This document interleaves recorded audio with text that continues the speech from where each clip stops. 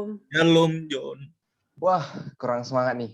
Coba saya ulang sekali lagi ya. Shalom bagi kita semua. Shalom. Mantap. Shalom. Sudah lebih semangat pastinya untuk kita dapat memulai ibadah keju kita pada hari ini. Sebelumnya, perkenalkan nama saya John Ferianggi Panuturi Siregar. Saya merupakan mahasiswa FH Angkatan 2020. Pada keju kali ini, izinkan saya untuk memimpin keberlangsungannya. Dan pada keju kita kali ini, kita akan membawakan tema yakni Truth or Die, di mana ayat firman yang kita ambil tertulis dalam kitab Kisah Para Rasul 5 ayat 4b yang berbunyi, "Mengapa engkau merencanakan perbuatan itu di dalam hatimu? Engkau bukan mendustai manusia, tetapi mendustai Allah." Adapun yang menyampaikan firman kita pada keju kali ini yakni ada Kak Sansan. Sebentar lagi kita akan memasuki ibadah. Saya menghimbau kepada kakak dan abang dan teman-teman semua untuk bisa on cam nih, agar ibadah kita lebih seru, dan dimohonkan untuk dapat mematikan fitur mic atau off mic agar keberlangsungan keju kita di siang hari ini dapat berjalan dengan lancar. Untuk membuka keju kita pada hari ini, kita awali dengan doa. Mari kita siapkan hati dan pikiran kita bersatu di dalam doa. Puji syukur Tuhan, kami panjatkan kepadamu, Engkau siang hari ini kembali mempersatukan kami, mengumpulkan kembali kami di sini, di dalam satu layar dan dalam persekutuan kami ini, Bapak. Tuhan, pada saat ini kami akan memulai bagian dari ibadah kami, kiranya Engkau yang menyertai, melindungi, membimbing kami. Bapa, Engkau yang menyiapkan hati dan pikiran kami untuk menerima firman-Mu. Tuhan, kami serahkan semua ke dalam tangan-Mu. Dan selanjutnya, bukan rencana kami yang terjadi, melainkan kehendak-Mu. Kami serahkan semua ke dalam tangan-Mu. Di dalam nama Tuhan Yesus, kami berdoa dan mengucap syukur. Amin.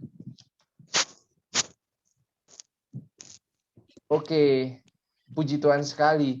Kita dapat berkumpul dalam keju online kita di kesempatan ini.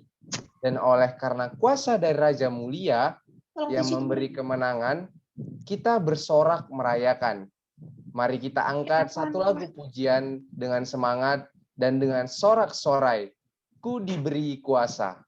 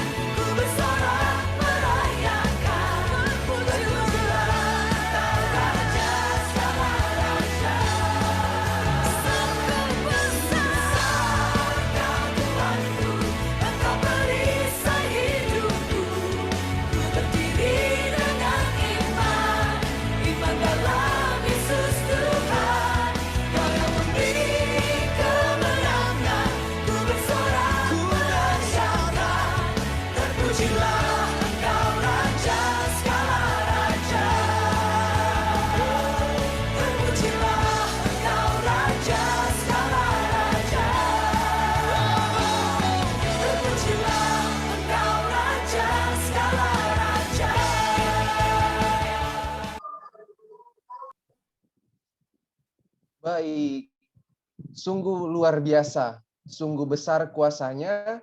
Dia adalah gunung batu kita, kota benteng yang menjamin keselamatan kita. Dan dengan lebih semangat lagi, kita angkat lagu pujian kita yang kedua dengan judul lagu Tuhan yang Benar.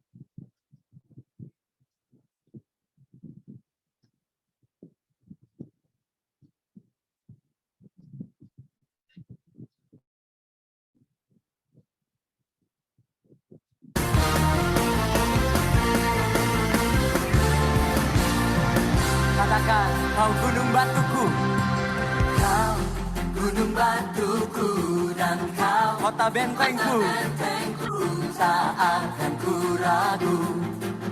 Kau menjamin hidupku, kau keselamatanku, dan kau yang membelaku, tak akan ku takut. Kuasamu di dalamku,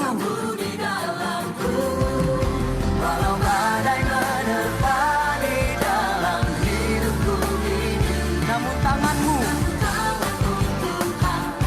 mengangkatku. Kau Tuhan yang benar,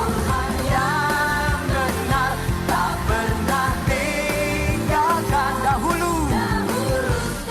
Lama janjinya tiada berubah. Kau Alfa dan Omega, awal dan akhir. Semesta alam memuja Engkau Tuhan yang benar. Katakan, oh, yeah.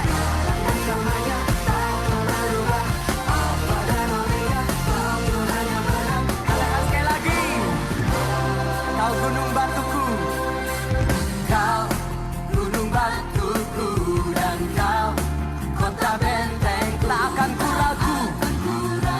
Kau menjamin hidupku, kaulah keselamatanku, keselamatanku, dan kau yang membelaku, tak akan ku takut. Kuasamu di dalamku, walau badai menerpa di dalam hidupku, namun tanganmu Tuhan mengangkatku tinggi. Lambaikan tangan kita, kau Tuhan yang benar, tak pernah tinggalkan, dahulu sekarang selamanya. Janjimu tak berkau Alfa dan Omega, awal dan akhir.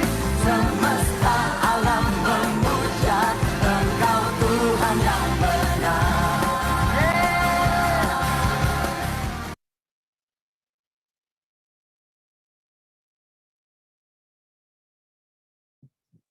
Puji Tuhan, sekarang kita sudah bersemangat dan sudah penuh dalam kasih sukacita untuk mempersiapkan hati dan pikiran kita menyambut firman Tuhan. Mari kita bernyanyi dengan tulus dan dengan hati yang khusyuk. Kita angkat satu lagu pujian kembali, Kau Mengenal Hatiku.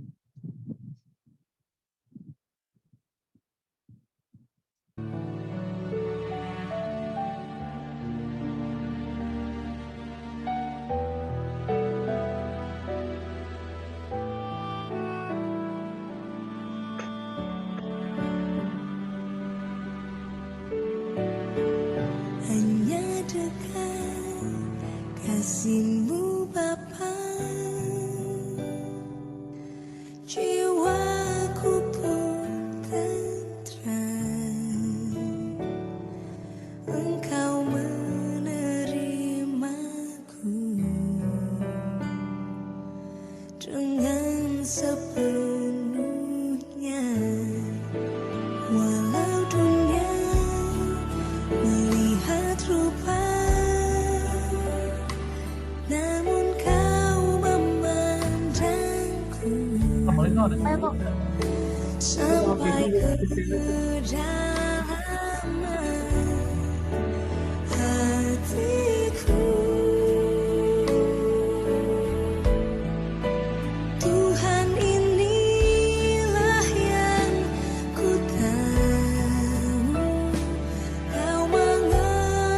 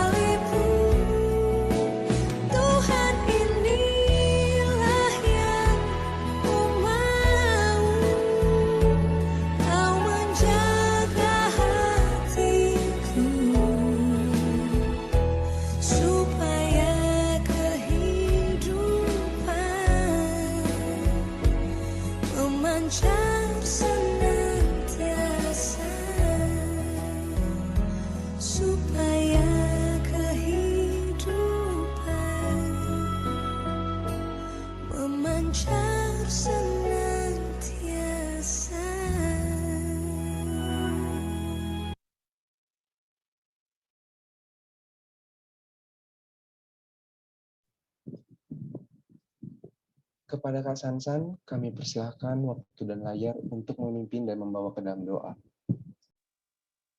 Ya, mari teman-teman sekalian kita berdoa bersama-sama ya. Tuhan, kami menyerahkan buat firman Tuhan yang sebentar akan kami dengar. Kiranya Roh Kudus-Mu boleh menyertai kami semuanya dalam persekutuan ini, sehingga apa yang kami boleh dengar dari firman-Mu, boleh kami pelajari dan kami bisa terapkan dalam kehidupan kami sehari-hari dalam nama Yesus. Urapi hamba-Mu dan urapi kami semuanya. Haleluya. Amin. Ya, puji Tuhan, teman-teman sekalian, saat ini kita semuanya boleh ikut dalam ibadah ini. Terima kasih buat panitia yang boleh mengizinkan saya untuk menyampaikan firman Tuhan. Dan judul yang harus saya sampaikan saat ini adalah Truth or Die dari Kisah Rasul pasal 5 ayat 1 sampai yang ke-11. Kalau teman-teman ada ayat firman Tuhan, ada Alkitab maksud saya di dekat teman-teman, baik dari handphone maupun dari Alkitab manual, bisa menyimak bersama-sama dengan saya ya. Saya akan bacakan Kisah Rasul 5 ayat 1 sampai 11, agak lumayan panjang. Dikatakan firman Tuhan seperti ini. Ada seorang lain yang bernama Ananias, ia beserta istrinya Safira menjual sebidang tanah. Dengan setahu istrinya, ia menahan sebagian dari hasil penjualannya itu, dan sebagian lain dibawa dan diletakkannya di depan kaki rasul-rasul. Tetapi Petrus berkata, Ananias, mengapa hatimu dikuasai iblis sehingga engkau mendustai Roh Kudus dan menahan sebagian dari hasil penjualan tanah itu? Selama tanah itu tidak dijual, bukankah itu tetap jadi kepunyaanmu, dan setelah dijual, bukankah hasilnya itu tetap dalam kuasamu? Mengapa engkau merencanakan perbuatan itu dalam hatimu? Engkau bukan mendustai manusia, tetapi mendustai Allah. Ini ayat emasnya nanti ya. Sekarang ayat yang kelima. Ketika mendengar perkataan itu, rebahlah Ananias dan putuslah nyawanya. Maka sangatlah ketakutan semua orang yang mendengar hal itu. Ayat yang keenam. Lalu datanglah beberapa orang muda, mereka mengapani mayat itu, mengusungnya keluar dan pergi menguburkannya. Kira-kira 3 jam kemudian masuklah istri Ananias, tapi tidak tahu apa yang terjadi. Kata Petrus kepadanya, katakanlah kepadaku, dengan harga sekiankah tanah itu kamu jual? Jawab perempuan itu, betul sekian. Kata Petrus kepadanya, mengapa kamu berdua bersepakat mencobai roh Tuhan? Lihat, orang yang baru mengubur suamimu berdiri di depan pintu, dan mereka akan mengusung engkau juga keluar. Lalu rebahlah perempuan itu seketika juga di depan kaki Petrus, dan putuslah nyawanya. Ketika orang-orang muda itu masuk, mereka mendapati dia sudah mati, lalu mereka mengusungnya keluar dan menguburkannya di samping suaminya. Maka sangat ketakutanlah seluruh jemaat dan semua orang yang mendengar hal itu. Nah, teman-teman sekalian, pokok pembahasan yang akan kita kupas pada hari ini adalah tentang kejujuran dalam perbuatan. Ya, tapi sebelumnya kita akan memahami dulu konteks dari cerita ini sebentar, biar kita bisa menggali hal-hal yang baik dari firman Tuhan ini.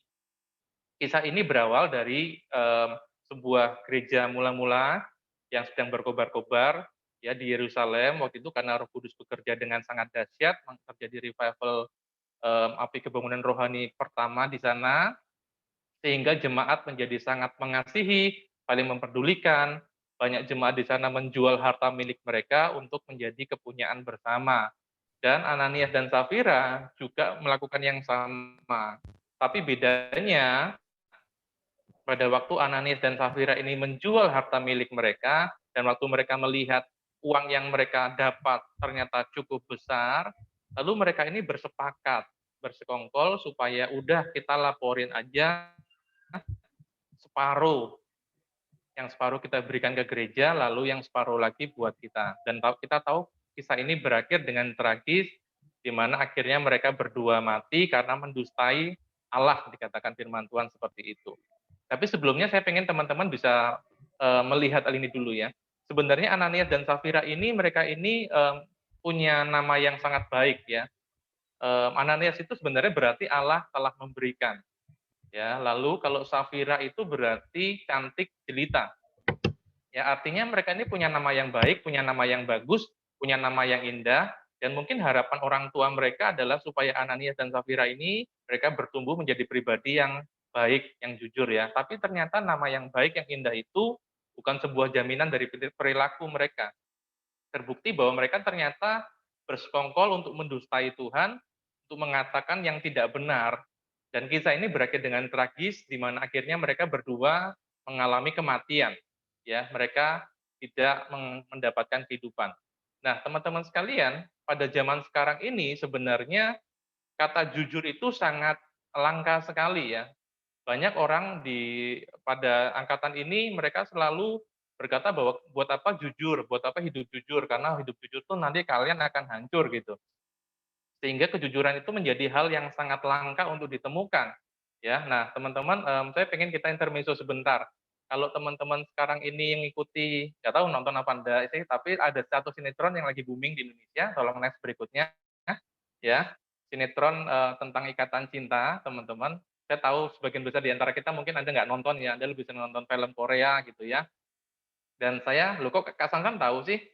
Saya sebenarnya juga nggak suka nonton ini, tapi karena di rumah istri saya, mama saya nonton, jadi saya ya terpaksa sedikit banyak mengetahui tentang kisah dari ikatan cinta ini. Nah, di antara keempat orang ini, yang dua ganteng, yang dua cantik ini, ada satu tokoh di sana yang suka banget berkata tidak jujur ya, suka banget memutarbalikkan fakta, suka banget dia berbuat yang tidak benar. Ya, tokoh itu bernama Elsa ya. Mungkin ada yang tahu, nggak tahu pun juga nggak apa-apa, nggak mempengaruhi keselamatan. Tapi ternyata Elsa ini mewakili tipe orang yang suka berbuat tidak jujur ya. Nah, lalu juga hari-hari ini saya lagi agak sebel sama perbuatan anak saya sendiri. Saya punya anak dua, yang satu namanya Joshua. Dia masih TK sekarang, dan terakhir-terakhir ini Joshua itu suka banget, sering banget berkata, tapi bohong gitu. Dia sering banget godain adiknya yang cewek namanya Jenny. Dia sering banget godain adiknya Jenny dengan kata-kata gini, Jen, mama pulang. Terus dilanjutin, tapi bohong gitu. Lalu misalnya, Jen, ini ada permen, tapi bohong gitu. Lalu berkata lagi, Jen, papa mau pergi, tapi bohong. Dan terus-terusan diulang oleh Joshua. Lalu saya akhirnya mencoba memanggil anak itu dan saya tanya, "Oh, kamu dapat kata-kata itu dari mana sih?" Gitu. "Ngapain kamu ngucapin itu?" Gitu. Lalu ternyata dia bilang dia dapat lihat dari TV, dari YouTube, cuman ikut-ikutan aja kok, Pak. Lalu saya ajar anak saya dengan tegas, saya bilang, "Itu nggak boleh, Nak, bahwa perkataan itu justru membahayakan dirimu sendiri." Artinya apa yang diajarkan entah dari TV atau dari YouTube itu, ternyata mulai merasuki anak-anak sekarang, bahwa mereka heran teman-teman sekalian, akhirnya generasi demi generasi sekarang ini mulai terpengaruh tentang ketidakjujuran ini. Kenapa saya dengan tegas menegur anak saya itu? Karena saya pernah teringat tahun 2013, udah agak lama sih, saya pernah membaca sebuah survei dari KPK ya tentang em, penelitian tentang kejujuran ya yang diajarkan dalam keluarga. Tahun 2013 KPK itu pernah buat survei teman-teman sekalian di Jogja dan Solo. Yang disurvei itu ada 400 lebih keluarga ya. Dan hasilnya itu sangat mengejutkan sekali teman-teman sekalian, bisa tolong dikeluarin ya. Hasilnya itu adalah 40% dari keluarga itu ternyata tidak menerapkan nilai kejujuran dalam keseharian mereka. Ini survei tahun 2013 ya, udah agak lama sih, tapi itu saya sempat baca dan cukup berpengaruh buat saya. 40% dari keluarga itu tidak mengajarkan tentang kejujuran dalam keseharian mereka. Kalau next berikutnya ya, yang itu slide-nya tolong dibantu.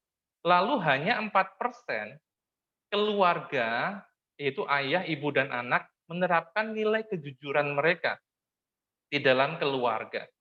Tahun 2013. Nah, waktu saya baca survei itu, saya kaget sekali. Ternyata di Indonesia ini masih banyak keluarga-keluarga yang tidak mengajarkan kejujuran. Maka waktu itu tahun 2013 saya sudah menikah dan belum punya anak sih. Waktu itu saya punya anak Joshua tahun 2014. Jadi saya bertekad kalau nanti anak saya lahir, saya akan mengajarkan kepada dia tentang nilai-nilai kejujuran. Saya mau masuk dalam kelompok yang 4% ini.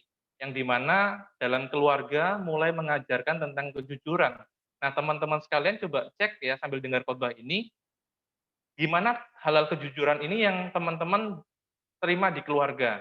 Ya, saya percaya sih sebagian besar di antara kita pasti diajari tentang kejujuran, tapi mungkin juga ada yang enggak. Saya pribadi termasuk dalam keluarga yang tidak mengajarkan kejujuran.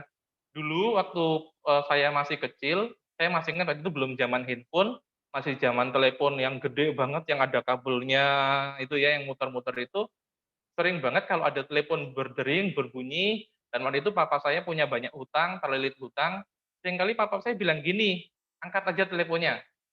Kalau dari yang bagian penagihan, bilang, "Papa nggak ada." Papa saya ngajarin gitu. Ya udah karena waktu itu saya masih kecil, saya ngangkat teleponnya. Saya tanya, "Dari mana, Om?" "Oh, dari penagihan." "Papa saya nggak ada, Om." Itu. Lalu besoknya lagi ditelepon lagi, "Dari mana, Om?" "Dari penagihan." "Papa saya nggak ada, Om." Terus saya lakukan demikian, akhirnya saya juga mulai, oh di keluarga saya ini mulai ada budaya ketidakjujuran itu teman-teman sekalian ya. Dan itu terus terjadi dan terjadi. Artinya, kalau dalam keluarga aja tidak ditanamkan nilai kejujuran, maka teman-teman sekalian nggak heran sekarang ini bertumbuh subur hal-hal di masyarakat, bahkan di para pejabat, korupsi di mana-mana, hal-hal yang tidak kita inginkan bersama-sama, karena sejak dari mulai nilai keluarga itu tidak ditanamkan. Mungkin hal-hal yang sepele. Pernah nggak teman-teman punya teman ya, yang susah banget dipegang perkataannya. Misalnya kita buat janjian, lalu kita ditanya, "Lu di mana, Bro? Lu di mana, Sis?" Dia bilang, "On the way," gitu. Nah, waktu dia bilang on the way, ternyata dia masih di rumah.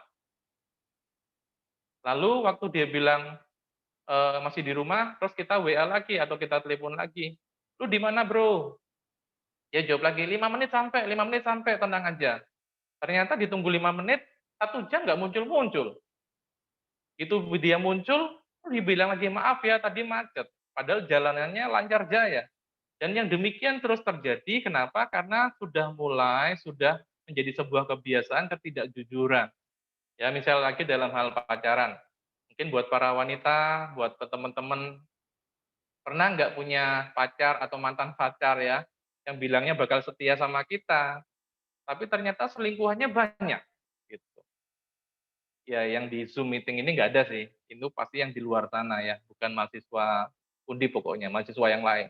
Bilangnya mau setia, tapi ternyata selingkuhannya banyak, gitu. Dia nggak jujur, ya. Banyak hal yang lainnya lah, ada banyak contoh-contoh di masyarakat. Dalam hal yang serius misalnya, tentang kasus corona teman-teman sekalian. Kemarin waktu awal-awal corona ada di Indonesia, banyak tuh pasien yang nggak jujur, sehingga puluhan tenaga medis bisa kena positif corona. Karena mereka ngucapin yang mereka pikir nggak apa-apa kok. Padahal itu berdampak besar buat kehidupan para tenaga medis di Indonesia. Gitu, karena ketidakjujuran. Satu lagi teman-teman sekalian untuk menunjukkan bahwa ketidakjujuran itu berbahaya sekali.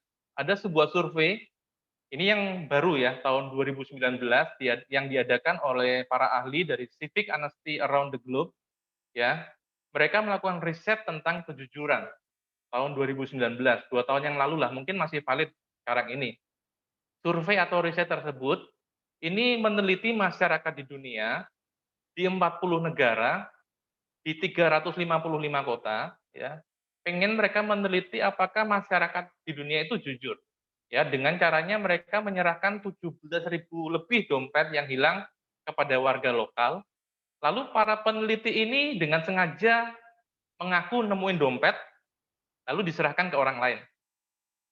Dan dia bilang, lagi ada keperluan, jadi tolong titip dompet ini. Dan di dompet itu teman-teman udah ada uang yang banyak, lalu ada alamat, ya, ada kunci, ada keterangan yang cukup jelas sehingga orang bisa dengan mudah melihat isi dompetnya.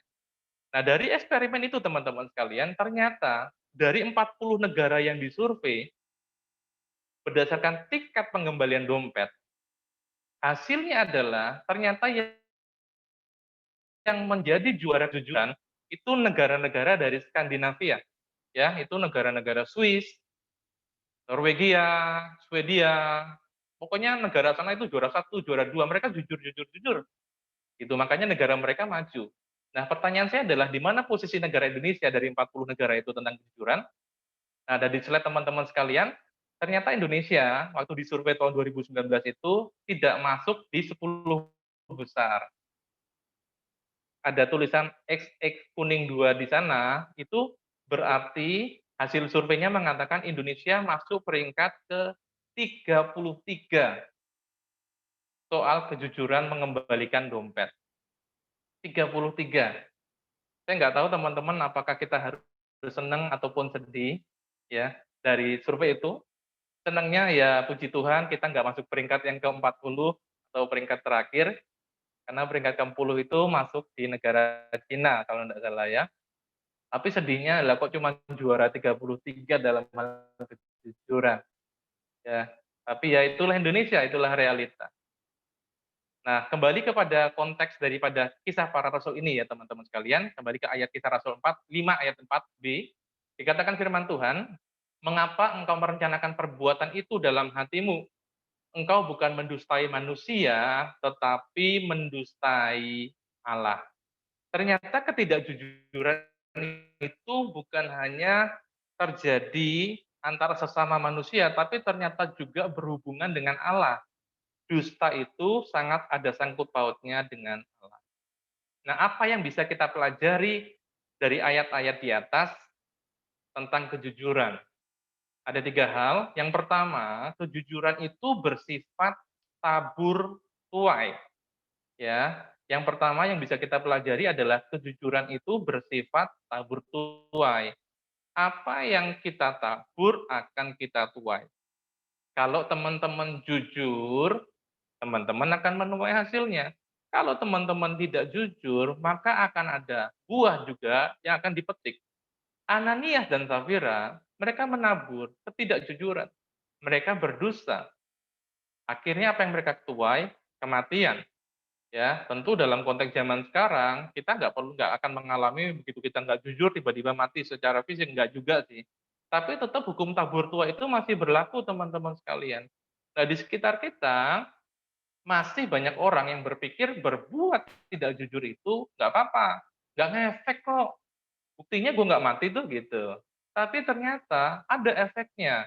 Efeknya itu sangat panjang sekali, ya. Jadi berbuat nggak jujur itu sangat panjang sekali. Tadi saya bilang urusannya sampai kepada tentang Allah atau Tuhan. Dalam Galatia pasal 6 ayat 7 dikatakan, jangan sesat.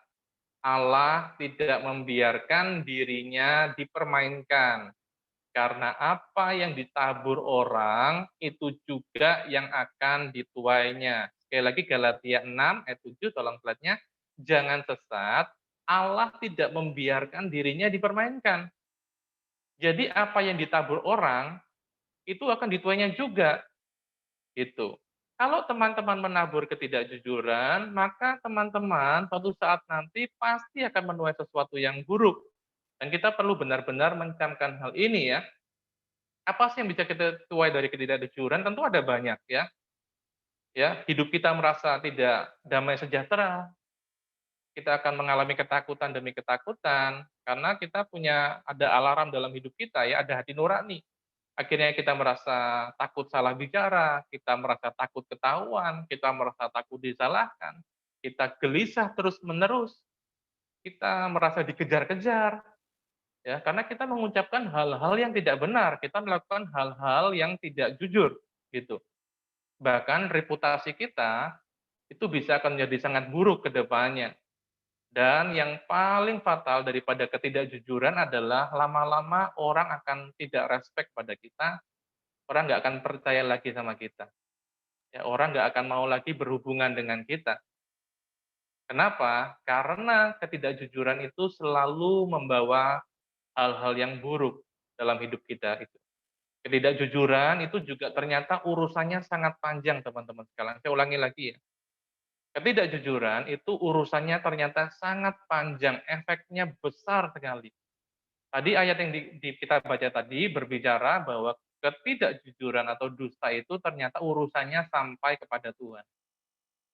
Yang kita pikir cuman hal-hal yang tidak ngefek, ternyata ngefek banget. Itu urusannya sama Tuhan. Dalam Matius pasal 12 ayat 36 dikatakan begini, "Tetapi aku berkata kepadamu, setiap kata sia-sia yang diucapkan orang harus dikatakan, harus dipertanggungjawabkan pada hari penghakiman." Ya, sekali lagi setiap kata sia-sia atau perbuatan sia-sia yang tidak benar, yang tidak mengandung kebenaran, yang kita ucapkan itu harus, artinya pasti terjadi. Kita akan mempertanggungjawabkannya di hari penghakiman nanti. Ya, jadi kita pikir bahwa itu nggak apa-apa, ternyata ada apa-apa. Perbuatan yang nggak jujur itu ngefeknya panjang banget. Sampai nanti kalau Anda percaya hari penghakiman, di hari penghakiman, apa yang kita ucapkan, apa yang kita perbuat yang nggak jujur itu akan dipertanggungjawabkan teman-teman sekalian. Itu artinya secara tidak sadar ya, mungkin kita tahu nggak tahu, ada yang mencatat hal ini dan akan dipertanggungjawabkan nanti pada hari penghakiman. Ternyata Tuhan itu sangat serius ya. Itulah sebabnya ternyata tema yang diangkat oleh para panitia atau pengurus ini bagus untuk kita pelajari bersama-sama hari ini. Tuhan sangat serius dengan hal ketidakjujuran. Saya ulangi lagi ya. Tuhan sangat serius dengan hal ketidakjujuran. Itulah sebabnya dalam 10 perintah Allah, teman-teman sekalian, Tuhan memasukkan satu perintah yang berhubungan dengan ketidakjujuran ini. Ya, dari ribuan perintah, Tuhan memilih mempersempit menjadi ratusan, lalu menjadi puluhan, dan akhirnya menjadi cuma 10 aja yang dianggap Tuhan paling penting, yang bisa menjadi pedoman buat bangsa Israel pada waktu itu. Dan ada satu perintah yang berhubungan dengan ketidakjujuran ini dalam Keluaran pasal 20 atau 16 dikatakan jangan mengucapkan saksi dusta tentang sesamamu. Ya, jangan berkata tidak benar, jangan berbuat yang tidak benar, terutama terhadap sesamamu. Artinya, hal ini sangat-sangat berbahaya sekali. Ternyata, teman-teman sekalian, kejujuran itu berdampak buruk, ketidakjujuran itu berdampak buruk. Kita bisa menuai hal-hal yang tidak baik dari ketidakjujuran kita. Maka berhati-hatilah. Kalau memang kita sekarang mungkin belum menuainya, nanti di hari penghakiman kita akan mempertanggungjawabkan perbuatan kita. Maka puji Tuhan kita diingatkan lewat firman Tuhan pada saat ini, belajar menabur yang baik. Yang kedua, ternyata kejujuran itu adalah hal kecil yang berdampak besar. Kejujuran itu adalah hal kecil yang berdampak besar. Sekali lagi mungkin sebagian besar di antara kita berpikir, udahlah ngomong jujur, ngomong yang benar, itu hal kecil, sepele. Ternyata enggak teman-teman sekalian. Tuhan sangat serius dalam hal ini. Ya, Tuhan sangat serius dalam hal ini. Ya, saya ingat sebuah kata-kata yang baik dari dosen saya, dia selalu ngajarin bahwa small things matter. Hal-hal yang kecil itu penting, ya karena itu bisa berdampak besar buat hidup kita. Hal kecil itu bisa memberikan big impact dalam hidup kita semuanya. Dalam Lukas pasal 16 ayat 10 dikatakan, barang siapa setia dalam perkara-perkara kecil, ia setia juga dalam perkara-perkara besar. Dan barang siapa tidak benar dalam perkara-perkara kecil, ia tidak benar juga dalam perkara-perkara besar. Ini hukumnya. Kalau kita setia dalam perkara kecil, kata firman Tuhan, kita pasti bisa dipercaya dalam perkara-perkara besar. Tapi kalau kita nggak setia dalam perkara kecil, maka kita nggak akan mungkin bisa melakukan perkara-perkara besar. Hal-hal kecil itu salah satunya adalah kejujuran. Kalau teman-teman ingin dipercaya Tuhan dalam hal yang besar, maka mulailah belajar berlaku jujur. Ya, saya ingat sebuah kisah yang udah lama banget tentang seorang raja yang suatu saat pengen banget ya dia punya pengganti karena dia nggak punya anak, dia pengen punya pengganti raja baru, tapi dia pengen yang bijaksana. Lalu dia memberikan sebuah sayembara, dia pilih 10 prajurit terbaiknya, lalu dia membuat sebuah sayembara seperti ini. Hari ini 10 prajurit ini akan diberikan 10 benih ya,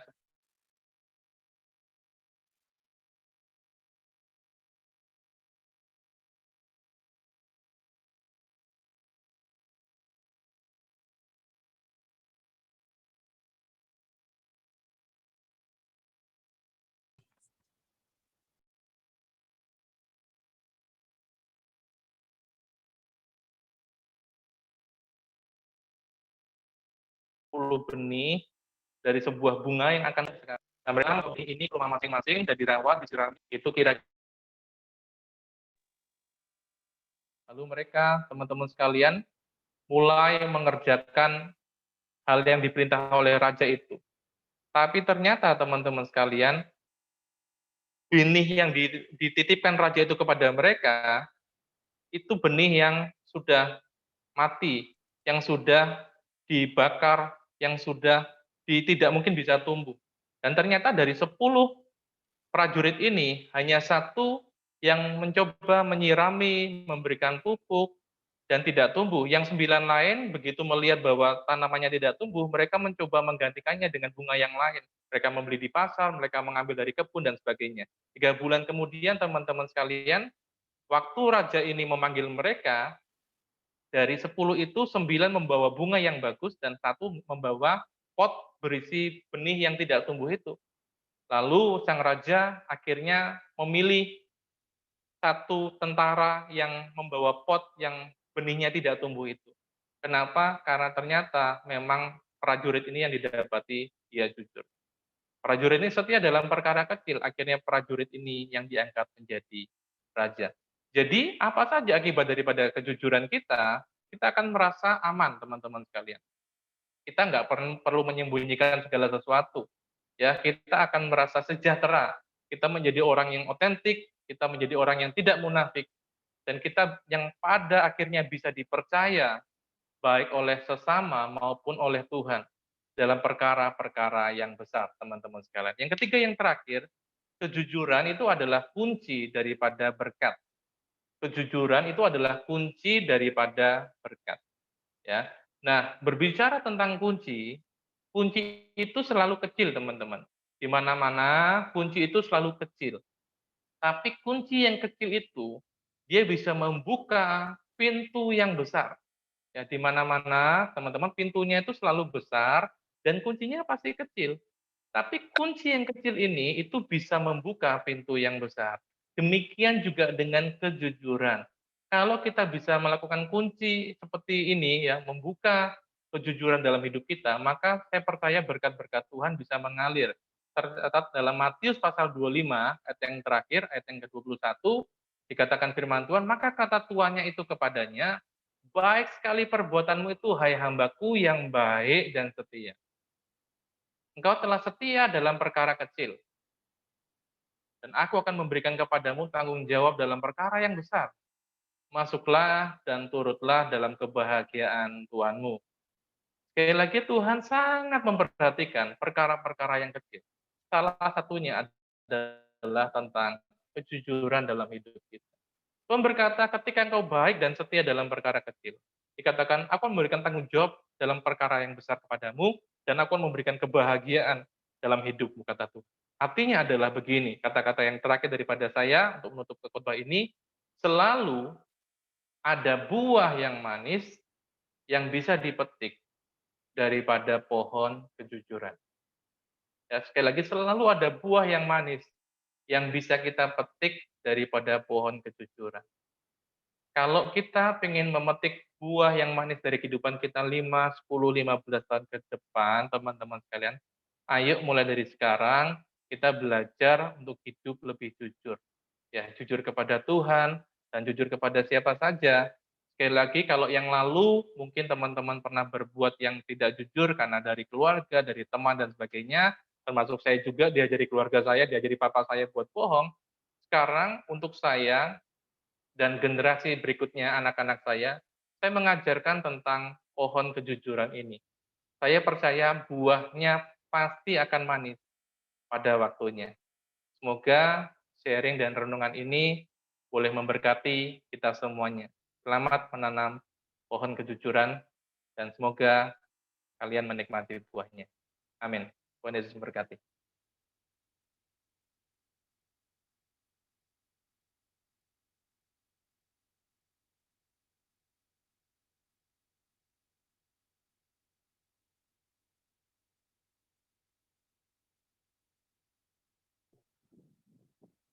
Baik, terima kasih Kak Sansan buat firman yang baru saja dibagikan. dapat saya petik kejujuran dalam perbuatan. Cobalah bertindak dengan kejujuran, karena ketidakjujuran senantiasa bisa menyakiti dan membahayakan diri sendiri. Kejujuran bersifat tabur tuai. Kejujuran ialah hal kecil yang berdampak besar. Small thing matter can give big impact. Menjadi orang yang autentik dan menjadi orang yang dapat dipercaya. Kejujuran adalah kunci berkat. Tuhan sangat memperhatikan hal-hal kecil. Selalu ada buah yang manis yang dapat dipetik daripada pohon kejujuran. Luar biasa sungguh firman yang sudah kita dengar. Terima kasih buat Kak Sansan atas firman yang sudah dibagikan. Kiranya firman tersebut dapat tumbuh dan berkembang menjadi hikmat di dalam kehidupan kita bersama.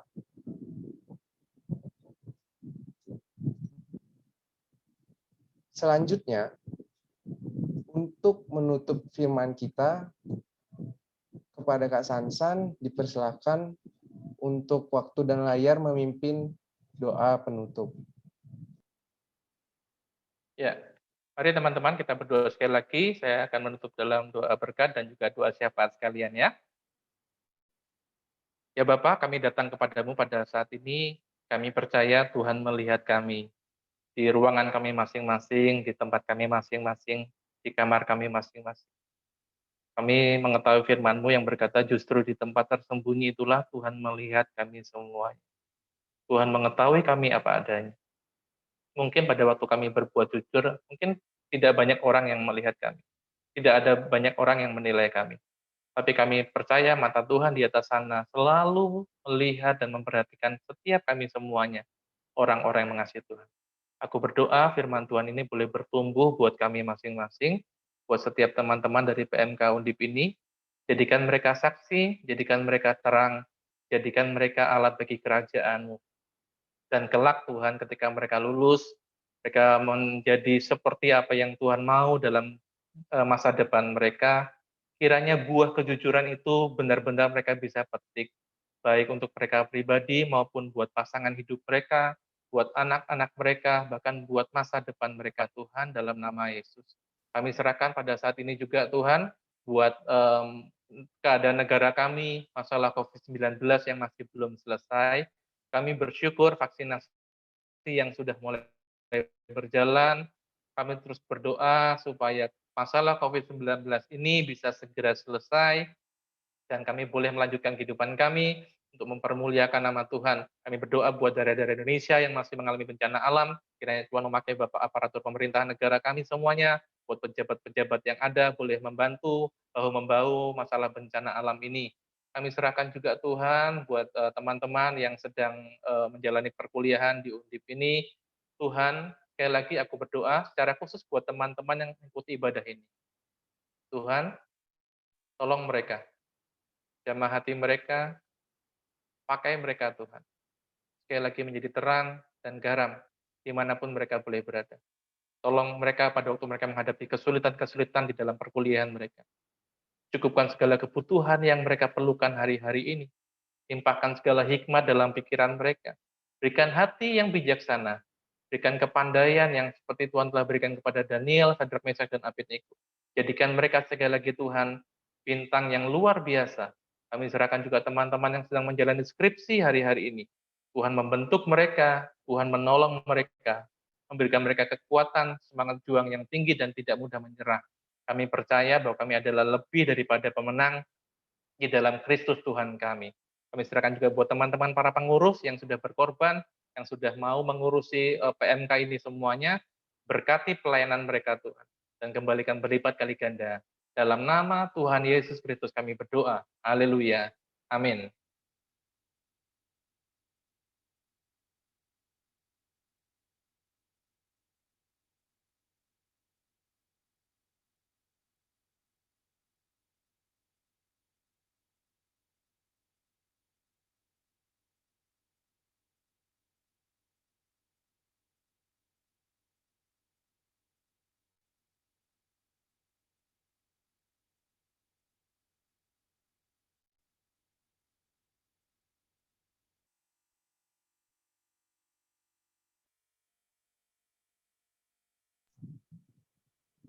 Amin. Terima kasih.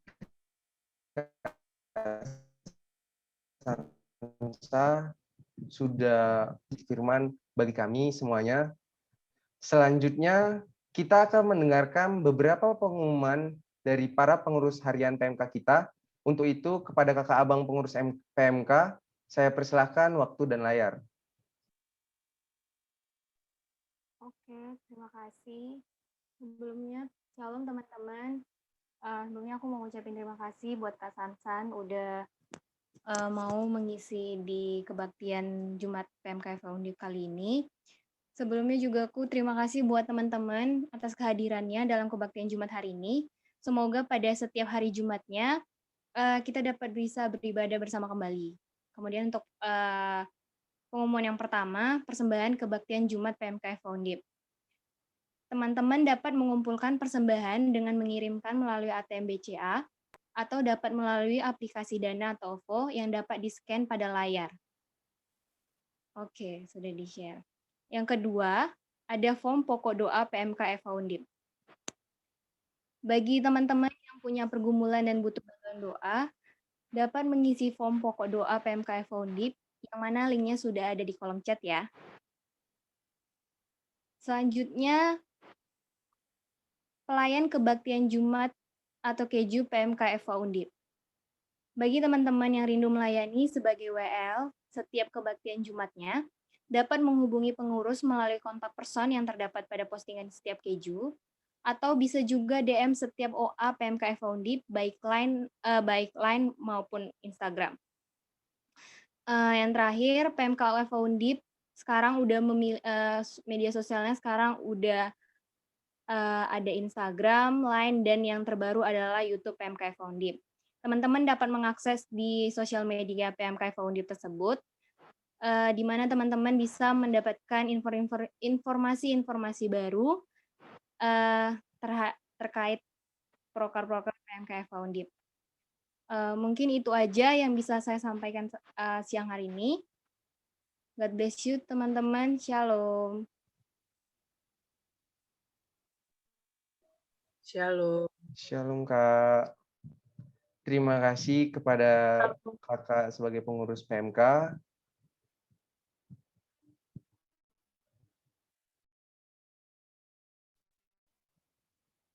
Dan selanjutnya,